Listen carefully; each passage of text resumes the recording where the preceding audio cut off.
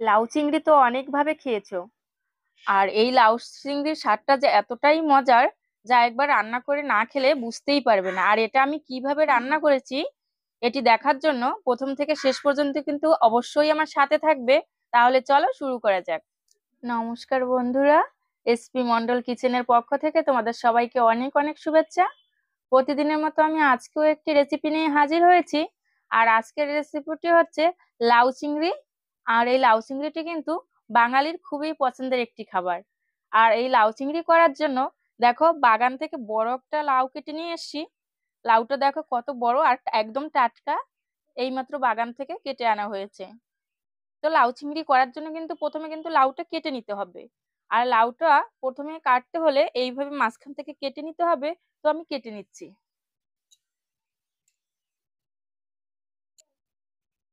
লাউটা কিন্তু আমি দু টুকরো করে নিয়েছি দেখো। আর লাউটা বড় হলেও কিন্তু ভেতরটা বেশ কচি রয়েছে, এখনো কিন্তু দানাগুলো বেশ ছোট ছোট। এবারে কিন্তু এগুলো ছোট ছোট টুকরো করে নিতে হবে, তো টুকরো করে নিচ্ছি। আর হ্যাঁ, এখানে কিন্তু পুরো লাউটা আমি এখানে রান্না করব না। এখানে অর্ধেক লাউ রান্না করলে আমাদেরও হয়ে যাবে, তাই অর্ধেকটাই কেটে নিচ্ছি আর বাকি অর্ধেকটা পরে রান্না করে খেয়ে নেবো। লাউগুলো দেখো ছোট ছোট টুকরো করে নিয়েছি। এবারে এটার খোসা ছাড়িয়ে কিন্তু জলে ভিজিয়ে দিতে হবে। তারপরে ছোট ছোট করে কেটে নিতে হবে। এটা কাটার পরে কিন্তু ভেজানো যাবে না, যেহেতু লাউ থেকে প্রচুর জল বের হয় রান্নার সময়। এই জন্য আগে লাউটা ধুয়ে তারপরে কাটতে হবে। তো আমি কেটে নিচ্ছি। লাউগুলো খোসা ছাড়ানোর পর দেখো জলে খুব ভালো করে কিন্তু ধুয়ে নিয়েছি। আর এবারে কিন্তু লম্বা লম্বা করে ছোট ছোট পিস করে কেটে নিতে হবে। আর একদম পাতলাও হবে না এবং মোটাও হবে না, মিডিয়াম সাইজ করে কেটে নিতে হবে। তো আমি কেটে নিচ্ছি, তোমাদের একটু কেটে দেখাচ্ছি। দেখো পিসগুলো কিন্তু এরকম হয়েছে, আর এরকম করেই সব পিসগুলো কেটে নিতে হবে। তো কেটে নিচ্ছি। সব লাউগুলো দেখো আমি লম্বা লম্বা করে কেটে নিয়েছি ছোট ছোট পিস করে। এবার এটা রেখে দিচ্ছি। এবারে উনানটা জ্বালিয়ে কড়াইটা গরম করে নিতে হবে। তো গরম করে নিচ্ছি। কড়াইটা যখন গরম হয়ে যাবে ঠিক তখনই দিয়ে দিতে হবে তেল। তো আমি এখানে তেলটা দিয়ে দিচ্ছি। আমি এখানে সাদা তেল ব্যবহার করছি, তোমরা চাইলে কিন্তু সর্ষের তেল ব্যবহার করতে পারো। আর তেলটাও কিন্তু এখন গরম হয়ে গেছে। আর তেলটা গরম হয়ে গেলে দিয়ে দিতে হবে কাঁচা লঙ্কা। আর দিয়ে দিতে হবে পেঁয়াজ কুচি।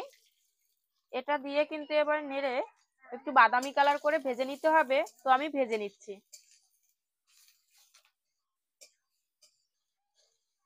পেঁয়াজটা এইভাবে হালকা ব্রাউন কালার করে ভাজা হয়ে গেলে এখানে অ্যাড করে দিতে হবে চিংড়ি মাছ। তো আমি এখানে 200 গ্রাম মতো চিংড়ি মাছ খুব সুন্দর করে কেটে ধুয়ে জলটাও ঝরিয়ে নিয়েছি। এবার এই চিংড়ি মাছটা দিয়ে দিতে হবে। তো আমি দিয়ে দিয়েছি। আর দিয়ে দিতে হবে স্বাদ মতো নুন, হলুদ গুঁড়ো, জিরে গুঁড়ো আর সামান্য কাশ্মীরি লঙ্কার গুঁড়ো। তো এটাও দিয়ে দিয়েছি। এবারে এটা দিয়ে কিন্তু বেশ খানিকক্ষণ একটু ভেজে নিতে হবে। তো আমি একটু ভেজে নিচ্ছি।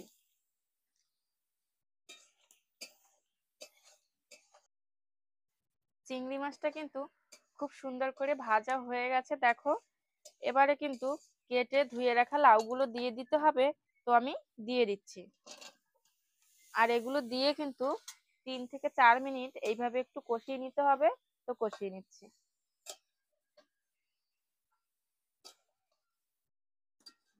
লাউটা প্রায় আমি 3 থেকে 4 মিনিট একটু কষিয়ে নিয়েছি। এবারে এখানে অ্যাড করে দিতে হবে গরম জল। তো আমি এখানে কিছুটা গরম জল করে নিয়েছি, এটা দিয়ে দিচ্ছি। আর হ্যাঁ, এখানে কিন্তু গরম জলেই ব্যবহার করতে হবে, না হলে কিন্তু ঠান্ডা জল ব্যবহার করলে লাউ গলবে না। আর এটা দিয়ে কিন্তু হালকা নেড়ে ঢেকে দিতে হবে। যেহেতু এটা লাউ, এটা থেকে কিন্তু প্রচুর জল বের হয়। এই জন্য এখানে বেশি জল ব্যবহার করা যাবে না, এখানে একটু কম জলেই ব্যবহার করতে হবে। তো এবার এটা ঢেকে প্রায় 5 মিনিট জাল করে নিতে হবে। তো আমি ঢেকে দিয়েছি, এবার 5 মিনিট জাল করে নিচ্ছি। 5 মিনিট আমি ঢেকে রেখেছিলাম। এবার ঢাকনাটা তুলে দিতে হবে। আর দেখো অনেকটাই কিন্তু জল বেরিয়েছে। এবারে এটা কিন্তু নেড়ে নেড়ে শুকিয়ে নিতে হবে। তো আমি জলটা টানিয়ে নিচ্ছি, এতেই কিন্তু লাউটা গলে যাবে।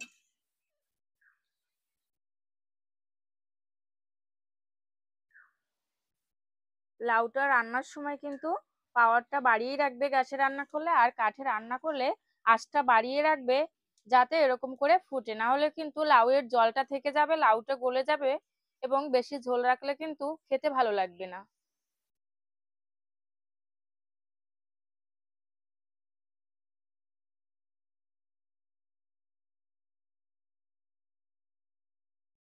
লাউটা এবারে কিছুক্ষণ ফুটিয়ে নেওয়ার পরে দেখো লাউটা কিন্তু খুব সুন্দর করে গলে গিয়েছে এবং কালারটাও কত সুন্দর এসছে। এবারে দিয়ে দিতে হবে ধনেপাতা কুচি। দেখো আমি এখানে একটা বাটির 1 বাটি ধনেপাতা কুচি নিয়ে নিয়েছি, ওটা কিন্তু দিয়ে দিচ্ছি। আর হ্যাঁ, লাউতে কিন্তু ধনেপাতা কুচি অবশ্যই ব্যবহার করতে হবে, কারণ এই ধনেপাতা কুচিটা ব্যবহার না করলে লাউ কিন্তু একদম খেতে ভালো লাগবে না। আর এর মূল মশলাই হচ্ছে ধনেপাতা কুচি। ধনেপাতা কুচিটা দেওয়া হয়ে গেছে, এবারে 3 থেকে 4 মিনিট একটু নেড়ে চেড়ে নামিয়ে দিতে হবে। তো আমি 3 থেকে 4 মিনিট একটু নেড়ে চেড়ে ফুটিয়ে নিচ্ছি।